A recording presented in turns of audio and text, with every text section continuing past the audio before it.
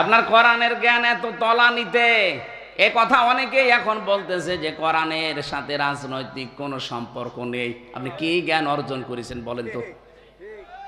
এর ভেতরে 903 জায়গায় কোরআন দিয়ে রাজনীতি করা লাগবে কথা আমি ডাইরেক্ট ইনডাইরেক্ট আপনাকে দেখাবো, আসেন। যারা এ কথা বলে তাদের পেটে বোম মারবেন। ওরা যদি সূরা ফাতিহা শুদ্ধ করে পড়তে পারে আমি মিষ্টি খাওয়াবো। হ্যাঁ, আমি মিষ্টি খাওয়াবো। যেটা জানেন না আপনি আন্দাজে মুখ খোলেন কোন কারণে? ওয়ালা তাকফু মা লাইসা লাকা বিহি ইলমুন, যেটা জানো না সেটা কথা বলবা না, চুপ করে থাকবা।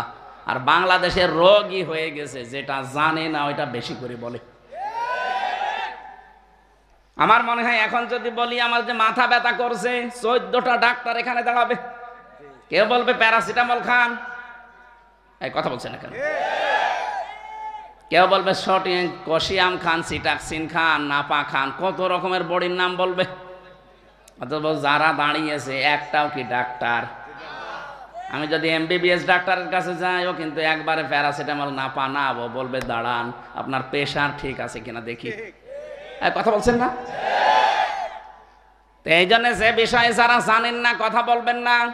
আপনি নেতা হতে হলে জ্ঞান অর্জন করা লাগবে। যারা এই বাংলাদেশের 96% মুসলমানের দেশে নেতৃত্ব দিতে চান, আপনাদেরকে আমি আহ্বান জানাচ্ছি, আগামী বছর আসতে আসতে অন্তত পড়া কোরআন শরীফের মাতৃভাষায় একবার আপনি শেষ করবেন। কারণ আপনি আমার আখিরাতের সামনে থাকবেন। আপনি এমন কথা কেন বলেন? এদেশে হাজার হাজার আলেম ওলামা, এখন তাদের মনে দুঃখ যে কি আমরা ফতোয়া দেব, আর ফতোয়া দিচ্ছে কি? এই জন্য আমরা সাবধান। এখনই আপনাকে থামা লাগবে। যাদের শরীরে শক্তি নেই তারা রাজনীতির দিকে চলে যান, আপনার রাজনীতি করা জায়েজ নেই। আপনি একটা পিঠা খেতে পারবেন না, একটা তাড়া দিলে দৌড়াতে পারবেন না। জিহাদের ময়দানে আপনাকে ডাক দিলে আপনি পেছনে থাকবেন, তা আপনার নেতৃত্ব দেওয়ার দরকার কি? অথচ এরকম কোনো কথা কোরআন হাদিসে নেই। কে বলেছে আপনাকে জিকির করার জন্য শাহ আলী বাবা, কেল্লা বাবা, ফতে বাবা বলতে হবে? কোন জায়গায় আছে বলেন তো? যেখানে আল্লাহর নামের সাথে অন্য কোন নাম জিকির করা জায়েজ নেই। সূরা ফুরকান 68 নম্বর আয়াতের প্রথম অংশে আছে, 19 নম্বর পারা 4 নম্বর পৃষ্ঠার 13 নম্বর লাইনে পাবেন। আল্লাহ পাক বলেন, আল্লাযীনা লা ইয়াদউনা মা'আল্লাহি ইলাহান আখার। রহমানের বান্দা তো তারা যারা আল্লাহর সাথে অন্য কাউকে ডাকে না। সে যেই হোক, যারা এই ডাক দেয় আলী বাবা, শাহ আলী বাবা, কেল্লা বাবা, ফতে বাবা, খাজা বাবা, তাদের শাস্তি আল্লাহ ডবল দেবে। সে বুঝে করুক আর না বুঝে করুক। অনেকে প্রশ্ন আসতে পারে, হুজুর আমি জানতাম না তাই করেছি। আপনি জানতেন না কেন? আপনি যে জানেন না এটা আপনার অপরাধ। কে যেন এই দেশে ছড়িয়েছে যে জানার নাম ইসলাম না, মানার নাম ইসলাম। এটা একটা শয়তানি। আরে ভাই, আপনি যদি না জানেন তে মানবেন কি? এই জন্য ইসলামের কোন বিধান যদি আপনি জানেন কিন্তু মানেন না, আপনার গুনাহ হবে একটা। কয়টা বলেন না কেন? কিন্তু জানেনও না, মানেনও না, গুনাহ ডবল হবে। কারণ জানাও ফরজ, মানাও। জানার ফরজ হয়তো আপনার আদায় হয়ে গেছে, কিন্তু আপনি মানতে পারেননি, গুনাহ হবে কয়টা? আরো জোরে। জানেনও না, মানেনও না। জানাও ছিল ফরজ, মানাও ছিল, তাহলে দুইটা ফরজ লঙ্ঘন করলে গুনাহ কয়টা হবে? সুতরাং যারা আমার এই তাহেরি ভাইয়ের সাথে মিলে কেল্লা বাবা, ফতে বাবা জিকির করছেন, জেনে করেন আর না জেনে করেন, আপনার শাস্তি ডবল হবে। যদি বলেন দলিলের পরের আয়াত দলিল আছে 69 নম্বর আয়াত, ইউদাফ লাহুল আযাব ইয়াউমাল কিয়ামাহ, আল্লাহ বলেন ওদের শাস্তি আমি ডবল দেব। সুতরাং আজকে সিদ্ধান্ত নেওয়া লাগবে, আল্লাহর সাথে আমি অন্য কাউকে আর ডাকবো না। কি কথা বলে বোঝা যায় না? রাসূলুল্লাহর নামে জিকির করা জায়েজ নেই। আপনি রাসূলের নামে দরুদ পড়বেন, কারণ জিকির একটা ইবাদত। কি এই জিকির হবে কার নামে? আরো জোরে বলেন।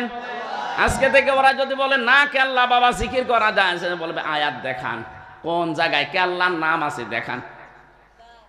কিসের কেল্লা, কিসের ফতে?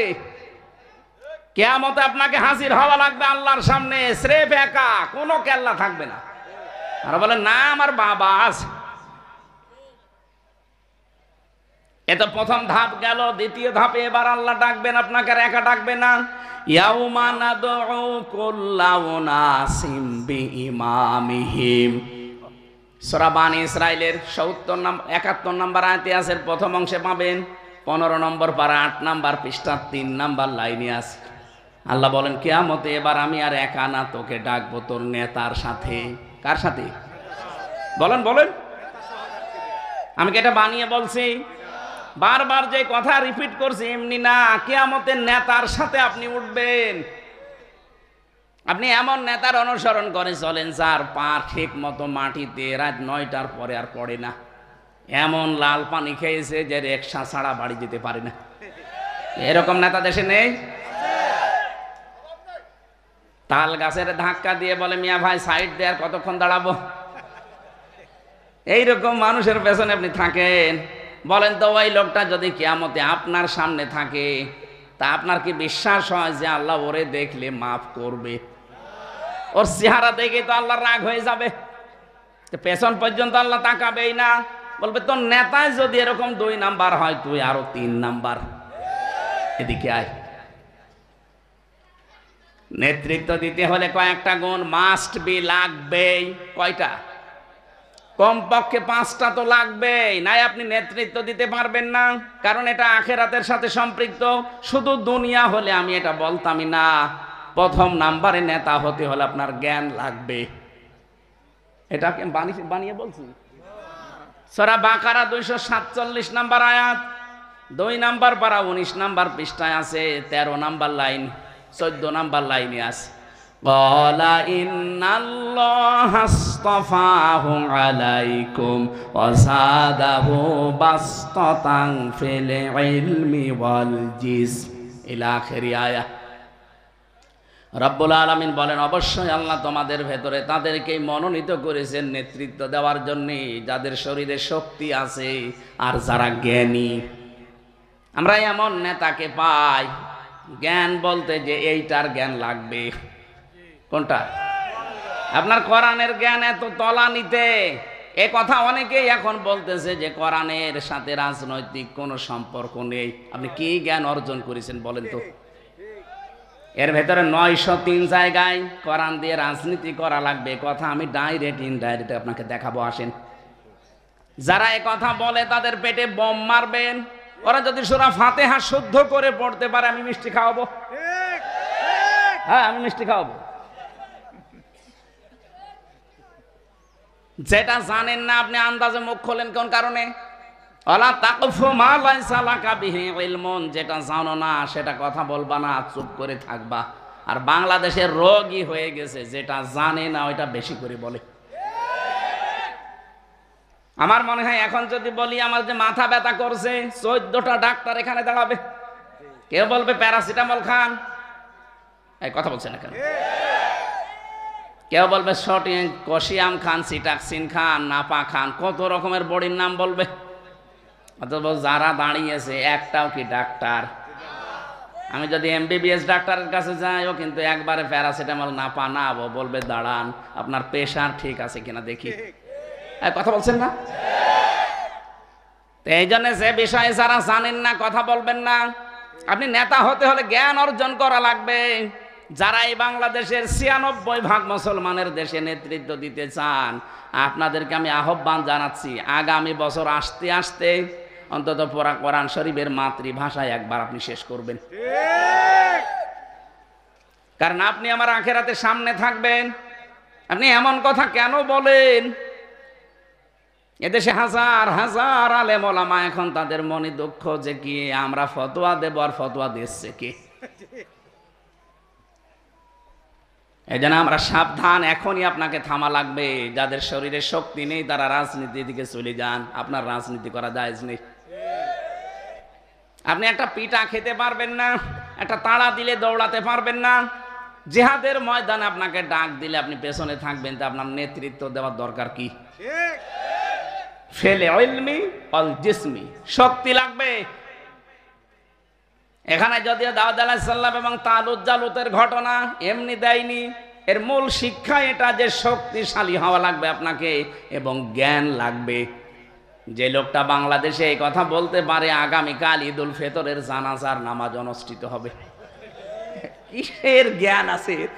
কোনটা যে জানাজার নামাজ, কোনটা ঈদুল ফিতরের নামাজ তাও জানে না। বিশাল নেতা হয়ে বসে আছে। 2 নম্বরে নেতৃত্ব দিতে হলে আপনাকে গাফেল হওয়া যাবে না। অলা তুতিউ মান আগফালনা কলবাহু আন যিকরিনা ওয়াত্তাবা'a হাওয়াহু ওয়া কানা আমরুহু ফুরতা। সূরা কাহফের 28 নম্বর আয়াতে আছে, এটা গাফেলদের সম্পর্কে, যারা গাফেল আল্লাহর আয়াত সম্পর্কে তাদের অনুসরণ করা, তাদের নেতৃত্ব মানা জায়েজ নেই। আমি খুব সংক্ষেপে করছি। 3 নম্বরে যে মানুষগুলো সীমা লঙ্ঘন করে, যে মানুষগুলো সীমা লঙ্ঘন করে, জুলুম করে, এই মানুষগুলোর অনুসরণ করা যাবে না। ওয়ালা তুতিউ আমরাল মুসরিফিন আল্লাযীনা ইউফসিদুনা ফিল আরদি ওয়ালা ইউসলিহুন। এটা সূরা শুআরা 19 নম্বর পারা 12 নম্বর পৃষ্ঠা 4 নম্বর লাইনের 5 নম্বর লাইনে আছে 151-52 নম্বর আয়াত। আল্লাহ বলেন, যারা ইসরাফ করে, অপচয় অপব্যয় করে বেড়ায়, তাদের অনুসরণ করবা না। এমনকি জমিনে যারা বিশৃঙ্খলা তৈরি করে, যারা শান্ত পরিবেশ তৈরি করার জন্য কাজ করে না, এদের অনুসরণ করা যাবে না। আজ বাংলাদেশে বলেন তো, অনুসরণ করার মতো মানুষ আপনি খুঁজে পান না। এদেশে যারা বিশৃঙ্খলা তৈরির জন্য বিভিন্ন ওত পেতে রেখেছে, পায়ে পাড়া দিয়ে যারা ঝগড়া করে, এক কথা বলছে না কেন? আল্লাযীনা ইউফসিদুনা ফিল আরদি, জমিনে যারা ফ্যাসাদ সৃষ্টি করার জন্য লাইন ধরে আছে, আপনি কিছুই বলতে যাবেন না, জোর করে পায়ের উপর পাড়া দিয়ে ঝগড়া বাঁধায়। এরকম মানুষ এখন দিন দিন বাড়তেছে, এদের অনুসরণ করা জায়েজ নেই। এখন যদি বলেন না আপনার কথা আমরা মানি না, তাহলে এইটা আর দেওয়ার দরকার নেই, আগামী থেকে আপনি গান দেবেন। ওয়ালা তুতিউ আমরাল মুসরিফিন আল্লাযীনা ইউফসিদুনা ফিল আরদি ওয়ালা ইউসলিহুন। 2 নম্বরে যারা জমিনকে শান্ত নির্মল পরিবেশ তৈরি করার জন্য চেষ্টা চালায় না। আরে ভাই, আপনার বিবেকের উপর কি কুকুরে পেশাব করেছে? একটু ভাবতে পারেন না? এদেশটা কারা শান্ত, এদেশটা কারো নির্মল পরিবেশ তৈরি করার জন্য চেষ্টা চালায়, সে যেই চালাক আপনি তার পেছনে থাকবেন।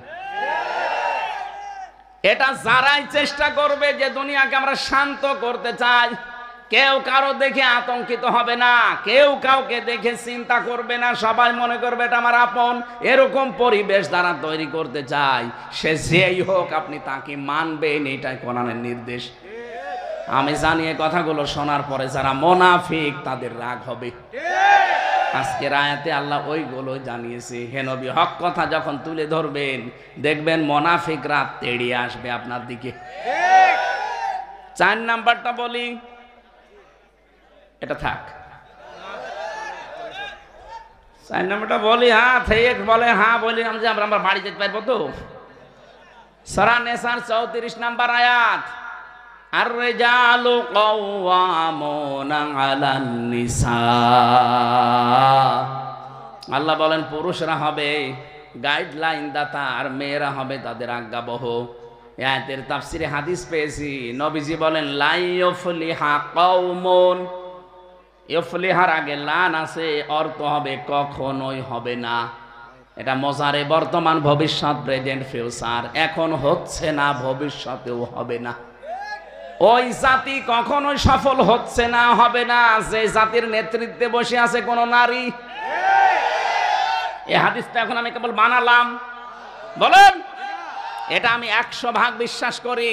আপনি না 98? এই কথা বলেন না কেন? তাহলে আগামীতে এই দেশে যারা নেতৃত্ব দেবে তারা পুরুষ হওয়া লাগবে, নারী হলে হবে না।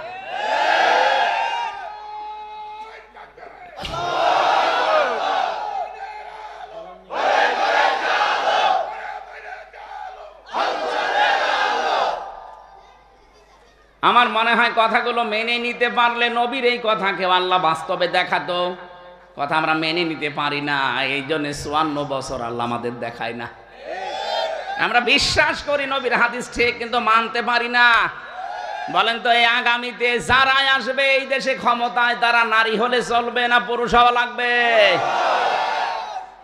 5 নাম্বারটা শেষ বলবো। সূরা বাকারা 1 নাম্বার পারা 18 নাম্বার পৃষ্ঠা 3 নাম্বার লাইনের 124 নাম্বার আয়াতে আছে, ওয়াইদ বিতালা ইব্রাহিম রাব্বুহু বিকালিমাতিন ফাতাম্মাহুন্না ক্বালা ইন্নী জাইলুকা লিন-নাসি ইমামা ক্বালা ওয়া মিন যুররিয়্যাতি ক্বালা লা ইয়ানালু আহদিজ যালিমিন। রব্বুল আলামিন বলেন, তোমাদের জাতির পিতা ইব্রাহিম নবী আলাইহিস সালামকে আমি কিন্তু পদে পদে পরীক্ষা করেছিলাম। যতগুলো পরীক্ষা তাকে করলাম একটাও সে ফেল করে নাই, প্রত্যেকটাই পাশ করেছে। এমনকি আগুনের পরীক্ষায় সে যখন উত্তীর্ণ হয়ে গেল, আমি আল্লাহ তাকে বললাম, তোমাকে আমি মানব জাতির নেতা বানিয়ে দিলাম। হযরত ইব্রাহিম ওই সময় তিনি বলেছিলেন, আল্লাহ এই যে নেতা নেতৃত্ব দেওয়া, এটা কি আমি শুধু একাই পেয়েছি, নাকি আমার যারা সন্তানাদি দুনিয়ায় কিয়ামত পর্যন্ত আসবে এরাও পাবে? আল্লাহ বলেন, ক্বালা লা ইয়ানালু আহদিজ যালিমিন। এই যে ইয়ানালু, এটা মুজারি, বর্তমান ভবিষ্যৎ, প্রেজেন্ট ফিউচার। আল্লাহ বলেন, হ্যাঁ তোমার সন্তানদের ভেতরে নেতা হতে পারবে কিয়ামত পর্যন্ত, কিন্তু যারা জালেম তাদের জন্য আমার কোনো অঙ্গীকার নেই। তার মানে জালেমদের জন্য নেতা হওয়া হারাম। বলেন, সুলাইমান নবীর কাহিনী আমরা অনেক মজা করে শুনি। আরে ভাই, সুলাইমান নবীর কাহিনী মজার জন্য শোনার ব্যাপার না। তিনি যখন রাস্তা দিয়ে হাঁটছিলেন, হাত্তা ইযা আতাও আলা ওয়াদিন নামলি ক্বালাত নামলাতু ইয়া আইয়ুহান নামলু দুখুলু মাসাকিনাকুম লা ইয়াহতিমান্নাকুম সুলাইমানু ওয়া জুনুদুহু ওয়া হুম লা ইয়াশউরুন। এদিকে তাকান। হযরত সুলাইমান 3 বাহিনী নিয়ে যাচ্ছিলেন, মানুষ, জিন আর পশু পাখি। হঠাৎ করে দেখলেন রাস্তার পাশে পিপিলিকার একটা ঢিবা, ওই পিপিলিকার ঘর। পিপিলিকা একটা, যেটা নেতা, যেটা মাথা মোটা, ওটা দাঁড়িয়ে গেছে নিজের ঠ্যাঙের ওপরে, পায়ের ওপরে ভর দিয়ে। নিজের যারা জাতি আছে তাদেরকে আহ্বান জানাচ্ছে যে সুলাইমান আসতেছে, তাড়াতাড়ি করে নিজের নিরাপদ স্থানে বাসায় প্রবেশ করো। হযরত সুলাইমান কথাটা শোনার পরে পিপিলিকা হাতে তুলে নিলেন। দেখলেন যতগুলো এখানে পিপিলিকা আছে, পিঁপড়া আছে, তার ভেতরে এটা একটু মোটা সাইজে বড়। সে নিচে পায়ের ওপরে ভর দিয়ে, ঠ্যাঙের ওপরে ভর দিয়ে জাতিকে সতর্ক করছে যে সবাই প্রবেশ করো, তাড়াতাড়ি সুলাইমান আসতেছে তার লোকজন নিয়ে, দলবল নিয়ে। মনের অজান্তে অজ্ঞাতসারে তোমাদেরকে পিষে মেরে ফেলতে পারে, তাড়াতাড়ি করো। আল্লাহ এত খুশি হয়েছিলেন সুলাইমান নবী। হযরতে সুলাইমান তিনি হেসে ফেললেন, ফাতা বাসসামা দাহিকাম মিন কওলিহা। এই ছোট্ট পিপিলিকার কথা পর্যন্ত শুনে তিনি হেসে ফেলেছিলেন। তিনি হাতের উপরে তুলে নিয়ে দেখলেন পিপিলিকা তার ঠ্যাঙের উপরে এখনো ভর দিয়ে আছে। নিজের জীবন বিপন্ন হয়ে যায়, যাক আমার জাতি যেন বেঁচে থাকে, এইটাই তিনি শিক্ষা দিতে চেয়েছিলেন। আমি যতগুলো তাফসীর পড়েছি, সব মুফাসসির এখানে সামারাইজ করে এটা শিক্ষা দিতে চেয়েছেন যে জাতির নেতৃত্ব যারা দেবে, জাতির যারা নেতা হবে, নিজের জীবনকে পর্যন্ত তারা মানবতার জন্য বিলিয়ে দেবে। আর আপনি কি করেন? আপনি শুধু আখের গোছানো ধান্দায় আছেন।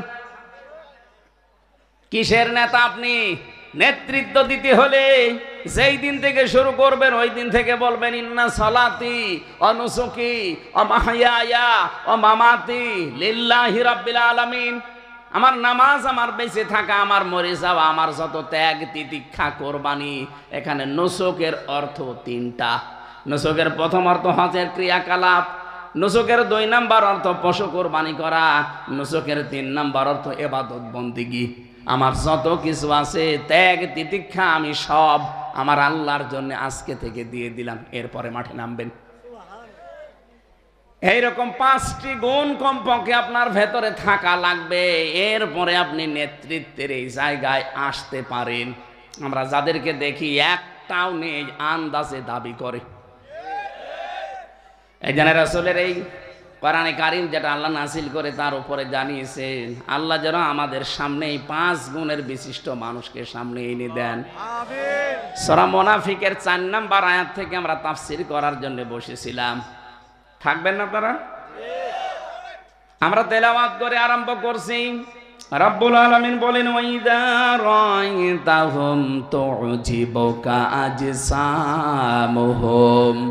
হে নবী, আপনি মুনাফিকদের একটা বিষয় দেখবেন, তাদের চাকচিক্য চেহারা দেখলে আপনি কিন্তু ভুলে যাবেন। আপনাকে আশ্চর্যান্বিত করে ফেলবে সে তার চেহারা সুরাত দিয়ে। মনে হবে ওরে আল্লাহ কি সুন্দর দেখতে, এই লোকটার ভেতরে কোনো কপটতা থাকতে পারে না। আল্লাহ তাআলা বলেন, ওয়াইয়াকুলু তাসমা'ু লিকাউলিহিম। যখন আপনি তাদের কথা শুনবেন তখন বিমোহিত হয়ে যাবেন যে কি এত সুন্দর কথা মানুষ বলতে পারে। ইনিয়ে বিনিয়ে এমন ভাবে কথা আপনার সাথে বলবে, আপনি নবী তাই কি আপনিও আশ্চর্য হয়ে যাবেন। এতটুকু না, কান্নাহুম খুশুবুম মুসান্নাদা, মনে হবে যে পিলারের মতো দাঁড়িয়ে আছে, কাঠের পিলারের মতো। আল্লাহ উদাহরণগুলো সেট করেছেন, আমি ব্যাখ্যায় যাচ্ছি সামনে। ইয়াহসাবুনা কুল্লা সাইহাতিন আলাইহিম, তারা ধারণা করবে কুল্লা সাইহাতিন আলাইহিম, তাদের প্রত্যেকে আপনার উপরে বিলা হয়ে যাবে। এটা বাংলায় লেখা দেখলাম বিলা, এটার আরবি কি মানে আঞ্চলিক ভাষায় কি বলে আমি জানি না, মানে আমার মনে হয় যে পাগল হয়ে যাওয়া এরকম কিছু হবে। মানুষ যেন আশ্চর্য হয়ে যাবে আপনাকে দেখলে, ওরা ধারণাও করবে যে ঠিক আছে এ মুহাম্মদ আমাদেরকে আর কিছু বলবে না, বুঝতে পারে নাই। আল্লাহ বলেন, হুমুল আদুব্য, তারা কিন্তু তোমার শত্রু। ফাহজারহুম, তাদের থেকে সতর্ক থাকবা। আন্না ইউফাকুন, কোন দিকে তারা ফিরে যাচ্ছে। ওয়াইয়াকুলু ওয়াইদা কিলা লাহুম তাআলাউ ইস্তাগফির লাকুম রাসূলুল্লাহ লাওয়াউ রুউসাহুম ওয়া রাআইতাহুম ইয়াসুদ্দুনা ওয়া হুম মুস্তাকবিরুন। যাদের ভেতরে কপটতা আছে, মুনাফিকের জার্ম আছে, আপনি যখন বলবেন আসো আল্লাহর রাসূলের বিরুদ্ধে অনেক কাজ হয়ে গেছে, আমরা এখন তার কাছে বলি যে আল্লাহর কাছে আপনি আমাদের জন্য ক্ষমা চান। লাওয়াউ রুউসাহুম, হে নবী আপনি দেখবেন এই মানুষগুলো আপনার কাছ থেকে মাথা নিচু করবে। অরাআইতাহুম, আপনি তাদেরকে দেখতে পাবেন, ইয়াসুদ্দুনা ওয়া হুম মুস্তাকবিরুন, আপনার কাছ থেকে আস্তে করে তারা অহংকারের বশে ফিরে চলে যাবে। আমি আয়াতগুলো যখন পড়ি আর বাংলাদেশের সাথে যখন মিলাই, আমার মনে হয় এই আয়াতটা এই দেশের জন্য আল্লাহ নাযিল করেছে। মুনাফিকরা মনে করে আমাদের কেউ ধরতে পারে না, কারণ আমাদের ভেতরের অবস্থা উপরের অবস্থার সাথে তো মিল নেই। উপরে আমরা ফিটফাট, ভেতরে সদরঘাট। এই জন্য মুনাফিকদের বিরুদ্ধে কিছু বলাও যায় না, কারণ ওর মনের খবর তো আমি জানি না। উপরে দেখলে তো আমার মনে হয়েছে ভালোই লাগছে। কান্নাহুম খুশুবুম মুসান্নাদা। রব্বুল আলামিন বলেন, সাওয়াউন আলাইহিম আস্তাগফারতা লাহুম আম লাম তাস্তাগফির লাহুম। নবী, এই মুনাফিকদের ভেতরে যারা আছে তাদের জন্য যদি আপনি ক্ষমা চান আর না চান, দুইটাই সমান হবে। লা ইয়াগফিরাল্লাহু লাহুম, আল্লাহ তাদেরকে কখনো ক্ষমা করবে না। ইন্নাল্লাহা লা ইয়াহদিল কওমাল ফাসিকিন, অবশ্যই আল্লাহ পাপাচারী যাদের পাপ পরিপূর্ণ হয়ে যায় তখন আর ওদেরকে ফিরিয়ে নেন না। আমার তো মনে হচ্ছে আয়াতগুলো পড়লে এই দেশের কিছু মানুষের চরিত্র এখন আমি বুঝে ফেলছি। দেখলে মনে হয় যে না, এদের কথাবার্তারা, এদের চেহারা চরত, এদের আচার ব্যবহার এত সুন্দর, আপনি বিমোহিত হয়ে যাবেন। কিন্তু ভেতরে যে তাদের এই মুনাফিকি কপটতা আছে আপনি টেরও পাননি। নবীকে বলছে আপনি টেরও পাননি, আমরা তো টেরই পাবো না। তারপরও বিশ্ব নবী যেহেতু ইন্তেকালের আগে 4টা নিদর্শন দিয়েছেন, এই 4টা নিদর্শন যার ভেতরে থাকবে আপনি মনে করবেন ওই লোকটা মুনাফিক, তার থেকে আপনার সতর্ক থাকা লাগবে। কারণ কাফেরদের যারা যাই হয়েছে ইসলামের ক্ষতি তার চাইতে বেশি ক্ষতি হবে এই নামধারী মুসলমান মুনাফিকের। চেহারা সুরত দেখলে মনে হবে জিবরাইলের ছোট ভাই, পাগড়ি জুব্বা বিশাল সব কিছু সবকে থাকবে, কিন্তু ভেতরের অবস্থা তাদের কাফেরদের চাইতেও খারাপ। আল্লাহ বলেন হমল আদব্য, তারা কিন্তু শত্রু। এটাকে আমি বানাচ্ছি, হমল আদব্য তারা শত্রু।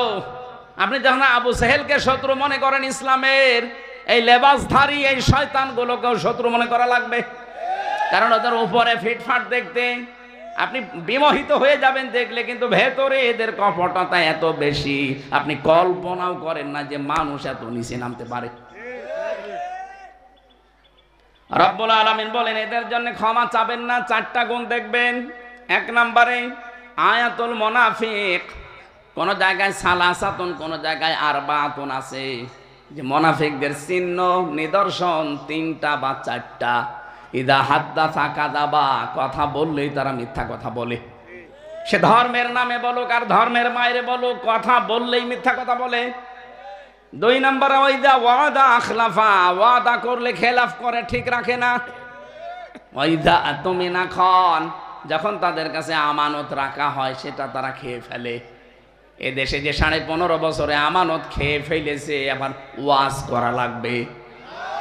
42,000 কোটি টাকা প্রতি বছরে এদেশ থেকে পার হয়েছে, প্রতি বছরে 42,000 কোটি। আপনার মাথা খারাপ হয়ে যাবে। এক একজনের যে টাকার বহর, আমার কুষ্টিয়ার হানিফ এই যে দুদক ধরেছে তারে, ওদিকে সাতক্ষীরা বাগেরহাট খুলনার প্রায় অর্ধেক জায়গায় তার। একটা মানুষের জমি লাগে কয় বিঘা? 1-2 বিঘা না, কয়েক হাজার বিঘা জমি নিয়ে মাছের ঘেড় বানিয়েছে। অথচ ওনার পরিবার তো আমরা চিনি, ও যদি কিয়ামত পর্যন্ত হায়াত পাও তাই এত জমি কেনা ওর সম্ভব না, যদি কামাই করে কিনতে হইতো। প্রত্যেকের চরিত্রে আমরা এখন তাই দেখতে পাচ্ছি। একজনের শুনলাম 620টা বাড়ি। আর এই যে দরবেশ যেটা সালমান এফ রহমান, 36,000 কোটি টাকা চুরি করিস। 36 টাকা না, 36,000 না, 36 লাখও না, 36,000 কোটি। পদ্মা সেতু বানিয়েছে 32,000 কোটি দিয়ে, তাও 4 বার দুর্নীতির মাধ্যমে। এখন যারা আছে দায়িত্বে তারা প্রমাণ দিচ্ছে এই পদ্মা সেতু যত টাকা দিয়ে বানিয়েছে, ওই টাকা দিয়ে এরকম সেতু 4টা বানানো যায়। খালি বড় বড় মেগা নাম নিয়েছে প্রকল্প, আর মেগা ডাকাতি করেছে। ছাত্রদের দ্বারা আক্রান্ত হয়ে যায় যে কি এটা যেন, ওই যে মেট্রো রেল বলেছিল 1 বছর সময় লাগবে এটা সারতে, আর এত টাকা খরচ হবে, অথচ 2.5 মাসের ভেতরে পুরা কমপ্লিট করে চলানো আরম্ভ করে দিয়েছে। তার মানে ওরা থাকলে কি করতে আপনি টের পাচ্ছেন। 4 নাম্বারটা ভালো করে বোঝেন, কথা বললে মিথ্যা কথা বলবে, ওয়াদা করলে খেলাফ করবে, কিছু রাখলে খেয়ে ফেলবে। 4 নাম্বারটা ঝগড়া হলে গালি দেবে। এটা বাংলাদেশে নেই। এই যে এরকম মুরব্বী মানুষ আমি দেখেছি, এরকম মুরব্বী মানুষ আমার মতো ছেলে আছে, আমার মতো মেয়ে আছে, আমাদের সামনে আমার মাকে গালি দেয়। এরকম মুরব্বী দেশে নেই? আপনি দেন না তো?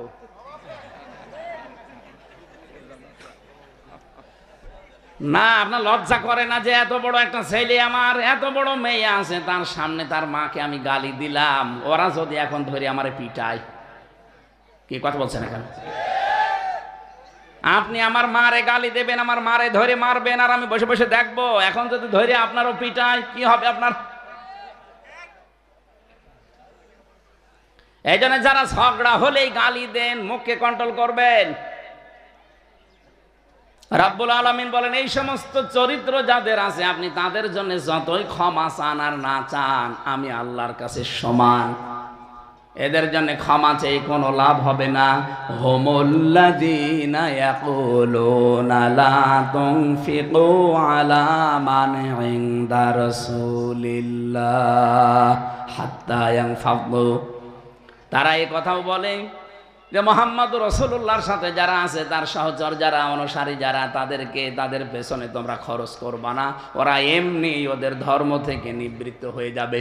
এখন যেহেতু মোহাম্মদ রাসূলুল্লাহ নেই, তার আদর্শের অনুসারী যারা, আল্লাহর নবীকে যারা মেনে চলে, এই মানুষগুলোর সাথে থাকতে গেলে মুনাফিকরা এটা মানুষকে বোঝাবে যে ওদের পেছনে থাকার দরকার নেই, ওদের পেছনে খরচ করবা না, ওরা এমনি আমাদের যা করছি আমাদের সাথে ফিরে আসবে। রব্বুল আলামিন বলেন ওরা তো বোঝে না, ওয়ালিল্লাহি খাযাইনুস সামাওয়াতি ওয়াল আরদ ওয়ালাকিন্নাল মুনাফিকিনা লা ইয়াফকাহুন। এই পৃথিবীতে যা আমি আল্লাহ বানিয়েছি, জমিনে যা আছে সব আমি আল্লাহর জন্য, আমার রাসূলের জন্য, কিন্তু ওরা মুনাফিক, ওরা টের পায় না, বোঝে না। পৃথিবী আসলে কার বলেন তো? আসলেই কিন্তু আসল মালিক আমার আল্লাহ। এর ভেতরে আপনাকে পরীক্ষার জন্য আল্লাহ পাঠিয়েছেন। এ পরীক্ষায় যখন ফেল হয়ে যান, তখন আল্লাহ ফেরানোর জন্য মাঝে মাঝে ছোট আযাব, মাঝে মাঝে বড় আযাব দেয়। আমাদেরকে বহু জায়গায় ছোট ছোট আযাব দিয়েছে, আমরা টের পাইনি। আমেরিকায় এখন আল্লাহ বড় আযাব দিয়েছে। কি দাবানল চলতেছে! বাংলাদেশের মতো প্রায় 59টা দেশের মতো একটা দেশ আমেরিকা। এ দেশটা 59টা জোড়া দিলে যত বড় হয়, আমেরিকা একাই অত বড়। এ বিশাল দেশ। একদিকে বরফ পড়ে ঠান্ডা জমে যাচ্ছে, আর একদিকে আগুনে দাবানলে সব পুড়ে যাচ্ছে। আজকেই দেখলাম সকালবেলা 70,000 ওদের আগুন লিভানো মেশিন আছে। 70,000, একটা দুইটা না, 70,000 একযোগে কাজ করছে, সমুদ্র থেকে পানি তুলে তুলে নিয়ে। কিন্তু পানি যত দেয় আগুনের ওপরে তত ধরে। আমার মাঝে মাঝে এই দৃশ্য দেখে মনে হচ্ছে গাজার ওই ছোট্ট ছোট্ট বাচ্চাদের কথা। ছোট ছোট বাচ্চাদেরকে, ছেলে মেয়েদেরকে, বুড়া বুড়িদেরকে ওরা ঘরের ভেতরে আটক করে তালা লাগিয়ে আগুন লাগিয়ে দিত। ভিডিওগুলো দেখেছি, চিৎকার করে করে তারা কাঁদতো, রব্বানা আখরিজনা মিন হাদিহিল ক্বরিয়াতি যালিমি আহলুহা ওয়াজআল লানা মিন লাদুনকা ওয়ালিয়্যা ওয়াজআল লানা মিন লাদুনকা নাসীরা। আমার ওই দৃশ্যটা খুব মনে পড়ে। একটা ছোট্ট বাচ্চা আগুনের ভেতরে পুড়তে পুড়তে সব পুড়ে গেছে, মুখে এখনো আগুন লাগেনি। মুখটা বের করে বলছে, আল্লাহ তোমার সাহায্য কত দূর। আমার মনে হয় ছোট্ট বাচ্চাটার, ওই মেয়েটার মুখের কথা আমার আরো শেষে ধাক্কা লেগেছে। এখন দেখেন, একটা বাড়ি ঘর নেই। বাংলাদেশের মতো বিশাল একটা এলাকা পুড়িয়ে পোড়া সাফ, কিচ্ছু নেই। অথচ কাজ করছে কত হাজার মেশিন, 70,000। চেষ্টা সব ব্যর্থ। যত রকমের উন্নত প্রযুক্তি ছিল সব ওরা ব্যবহার করেছে, কিচ্ছু হচ্ছে না। শেষ পর্যায়ে এখন যারা আলেম আছে, ইমাম আছে, তাদেরকে বলছে আপনারা আজান দেন। এখন আজান দেন। আমরা যে কিছু করবো, আমাদের পেছনে খরচ করতেও নিষেধ করতে, আর এখন বিপদ এসেছে বলছে আজান দেন। এই জন্য আসল সম্পদ কিন্তু আমার আল্লাহর জন্যে। আলিল্লাহি খাযাইনুস সামাওয়াতি ওয়াল আরদ। খাজানা সম্পদ সব আসমান জমিনে যা আছে আমার আল্লাহর জন্যে। ওয়ালাকিন্নাল মুনাফিকিনা লা ইয়াফকাহুন, কিন্তু মুনাফিকরা এটা বোঝে না। লা রাজানা ইলাল মাদিনাতি লা ইখরিজান্নাল আ'আজ্জু মিনহাল আযাল ওয়ালিল্লাহিল ইজ্জাতু ওয়ালিরাসূলিহি ওয়ালিল মুমিনিনা ওয়ালাকিন্নাল মুনাফিকিনা লা ইয়ালামুন। এটা আব্দুল্লাহ বিন উবাইয়ের জন্য নাযিল হয়েছে। এর ঐতিহাসিক একটা প্রেক্ষাপট আছে তাফসিরে ইবনে কাসিরে। পড়াটা শেষ করতে গেলে তো আমরা পরবর্তী যে কথাগুলো বলতে পারবো না। এই আয়াতটা থাক, আপনারা 8 নাম্বার আয়াতের তাফসির বাড়ি যেয়ে একটু মিলিয়ে দেখেন। আমার আসলটাই চলে এসেছি। ইয়া আইয়ুহাল্লাযীনা আমানু, আমরা এখন যারা ঈমানের দাবি করছি তাদেরকে আল্লাহ ডাক দিয়েছেন, হে যারা ঈমানের দাবি করো তাদেরকে বলছি, লা তুলহিকুম আমওয়ালুকুম ওয়ালা আওলাদুকুম আন যিকরিল্লাহ। হে ঈমানদার নারী পুরুষেরা, তোমাদের সন্তানাদি, তোমাদের সম্পদাদি, এগুলো যেন তোমাদেরকে আল্লাহর জিকির থেকে গাফিল করে না রাখে। অমাইয়া ফাল যালিকা ফাউলাইকা হুমুল খাসিরুন। কেউ যদি সত্যি সন্তানাদি, সম্পদাদি এদের পেছনে পড়ে আমি আল্লাহর জিকির থেকে গাফেল থাকে, আমি আল্লাহ বলছি সে ক্ষতিগ্রস্ত হবে। কে বলছে? এখানে আমার বিষয় হচ্ছে, প্রথম হচ্ছে আমওয়ালুকুম আওলাদুকুম, মাল আর সম্পদ, মাল আর সন্তান সন্ততি, এগুলোর সাথে জিকিরের সম্পর্ক কি? জিকির মানে এখানে শুধু সুবহানাল্লাহ, আলহামদুলিল্লাহ, আল্লাহু আকবার না, এখানে জিকির মানে আল্লাহর আদেশ। জিকির মানে কি? আল্লাহর আদেশ থেকে কেউ যদি গাফেল হয়ে পড়ে, আল্লাহর আদেশ থেকে কেউ যদি নিবৃত্ত থাকে, আল্লাহর আদেশ মানতে সময় পায় না, আল্লাহ রাব্বুল আলামিন বলেন ওর জীবন ক্ষতিগ্রস্ত হবে। অহুম ইয়াস্তারিখুনা ফিহা রাব্বানা আখরিজনা না'মাল সালিহান গায়রাল্লাযী কুন্না না'মাল আওয়ালাম নুআম্মিরকুম মা ইলা আখিরি আয়া। ওই মানুষগুলোকে যখন আমি দোজখের ভেতরে দগ্ধ করব, ওদের পৃষ্ঠদেশ, ওদের মুখমণ্ডলী আগুন দিয়ে ঝলসাবো, তো মানুষগুলো বলবে আল্লাহ একটু সময় দাও, দুনিয়ায় খালি যাব আর নেক কাজ করে তোমার কাছে আবার চলে আসবো। আল্লাহ পাক বলেন আওয়ালাম নুআম্মিরকুম, আমি কি তোমাদেরকে হায়াত দেইনি? তোমাদেরকে কি সময় আমি দেইনি? যে সময় দিয়েছিলাম, হাত্তা ইযা জাআ আহাদাহুমুল মাউতু ক্বালা রাব্বিরজিউন লাআল্লি আ'মালু সালিহান ফীমা তারাকতু কাল্লা ইন্নাহা কালিমাতুন হুয়া কাইলুহা ইলা আখিরি আয়া। সূরা মুমিনুনের 99 100 নম্বর আয়াতের ভেতরে আছে এ মানুষগুলো প্রত্যেকে আল্লাহর কাছে সময় চাইবে, আল্লাহ যদি একটা সময় দাও, শুধু আমরা যাব আর ভালো ভালো কাজ করে আবার ফেরত চলে আসবো। আল্লাহ তাআলা বলেন আমি কি তোমাদের সময় দেইনি? এটা তো তোমাদের মুখের কথা, এরকম বহু কথা জীবনে বলেছো, একটাও ঠিক রাখোনি। এই 60 বছর 70 বছর 80 বছরে যখন তোমার চরিত্র সংশোধন হয়নি, তখন তোমারে আবার 2 মিনিট সময় দিলে তুমি যে ভালো হয়ে যাবে তার গ্যারান্টি কোথায়? সুতরাং আর সময় নেই। ওয়ালা ইউআখিরাল্লাহু নাফসান ইযা জাআ আজালুহা, যার যতটুকু সময় দিয়েছিলাম ওইটাই ফাইনাল। পাস করতে পারলে ভালো, ফেল করলে কপাল পোড়া। আমরা কিন্তু সেই একেবারে সেই হলে আসি, পরীক্ষার হলে। কি কথা বলছেন না কেন? আমরা পরীক্ষার হলে আসি না। পাস করলে আপনার জীবন সাকসেস, এইটাই। ফেল করলেও আপনার জীবনে কপাল পোড়া, এইটাই। এর আগে পরে আর কিছু নেই। আবার যে সময় পাবেন না সে সময় আল্লাহ আর দেবে না, সেটা আগেই জানিয়ে দিয়েছেন। এখানে যারা আমরা পরীক্ষা দিয়ে পাশ করেছি, প্রত্যেকটি পরীক্ষার্থী যখন পরীক্ষা দিতে যাব, হলে ঢোকার পর বসে আছি, তারপরও প্রশ্নপত্র দেয় না।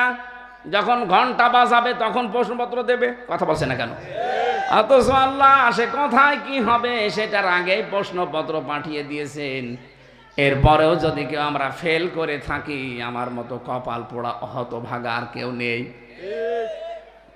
রব্বুল আলামিন বলেন ওই মানুষগুলো বলবে ওয়ানফিকু মিম্মা রাযাকনাকুম মিন ক্বাবলি আইয়াতি আহাদাকুমুল মাউতু ফায়াকুলা রাব্বি লাউলা আখখারতানি ইলা আজালিন করিব ফাসাদদাকা ওয়া আকুম মিনাস সালিহিন।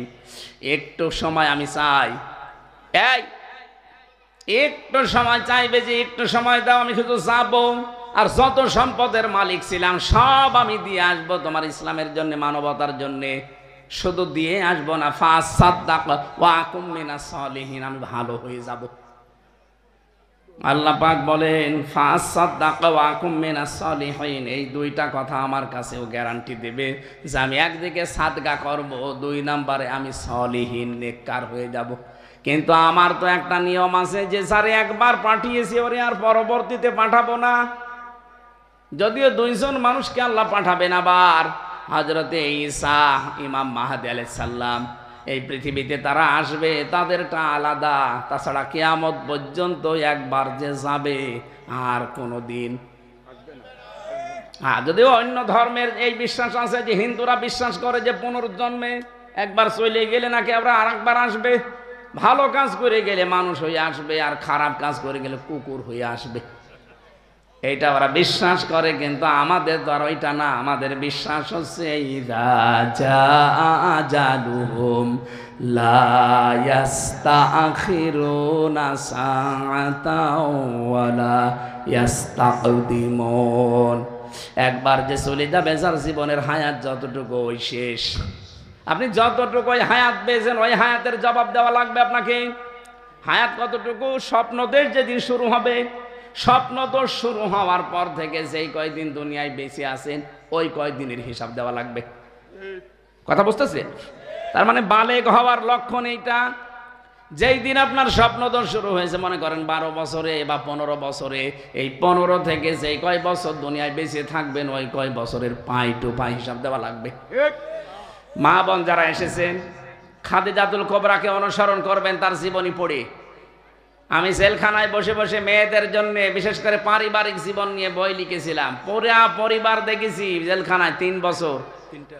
বহু মানুষকে দেখেছি ওই জায়গায়, খালি স্ত্রীর কারণে জেল খাটতেছি। হয় যৌতুকের মামলা, অথবা সংশোধনের জন্য একটা থাপ্পড় দিয়েছিল, ছাতা মরে গেছে। এরকম বহু মামলায় মানুষ, 100 জনের প্রায় কমপক্ষে 60 জন তো এরকম মামলার আসামি। পারিবারিক জীবন, এই জন্য বসে বসে লিখেছিলাম একটা বাস্তবতা দেখে দেখে। ওই গাড়িতে মেয়েদের জন্য তো বলতে পারলাম না, ওদের জন্য বইটা নিয়ে পড়াবেন, দাম্পত্য জীবনের কলহ এবং তার সমাধান কি করে করা লাগে। সম্মানিত মা বোনের, আপনার ছেলেকে স্বামীকে পাঠিয়ে এই গাড়ি থেকে বইটা নিয়ে আপনার স্বামীকে পড়াবেন। ছেলেদের একটা আছে, মেয়েদের একটা আছে। আর 3 মিনিট আছে নামাজের, আমরা আজকের মতো শেষ করলাম। আল্লাহুম্মা আমিন। লা ইলাহা ইল্লা আনতা সুবহানাক ইন্নী কুনতু মিনাজ জালিমিন। আল্লাহুম্মা গফিরলি ওয়ারহামনি ওয়াহদিনি ওয়াফিনি ওয়ারযুকনি ইয়া রাব্ব।